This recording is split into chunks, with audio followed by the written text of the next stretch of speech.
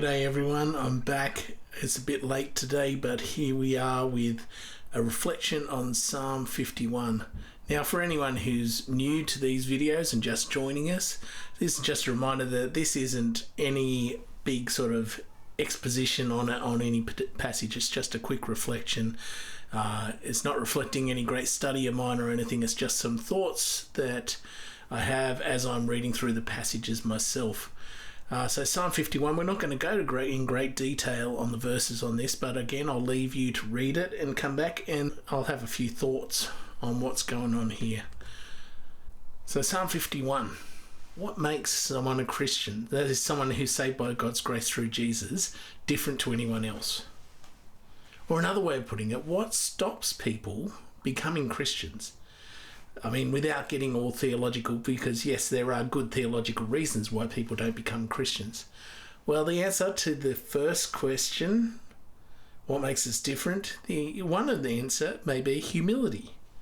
To the second question, what stops people from submitting to Christ?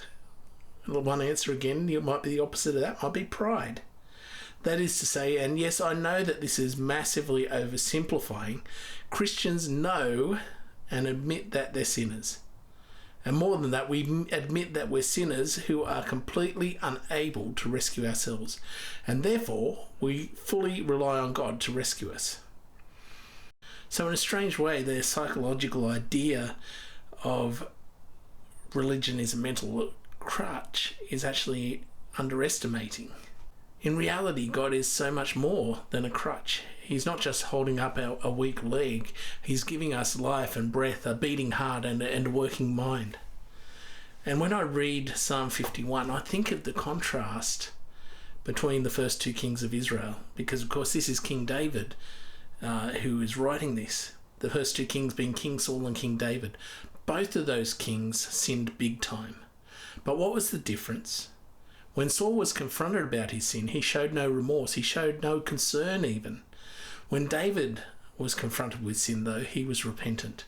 If you look at the top of Psalm 51, it gives you some context. And it tells us that this is a psalm of David when the prophet Nathan came to him after David had committed adultery with Bathsheba.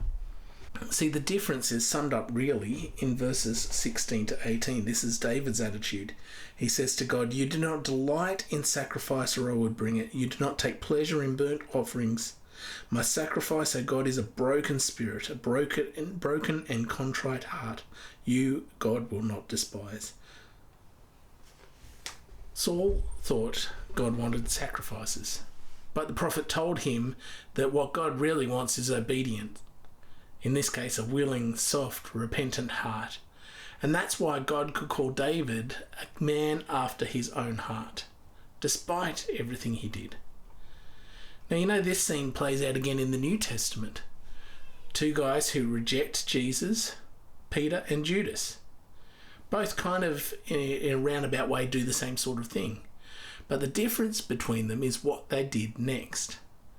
When Peter heard the rooster crow after he'd rejected Jesus 3 times, he broke down. He was heartbroken, and that drew him back to Jesus, where Jesus then restored him on the beach. Judas, though, felt guilty but not repentant, and that led him to his death. I wonder if that's what Paul had in mind when he wrote these words in 2 Corinthians 7:10.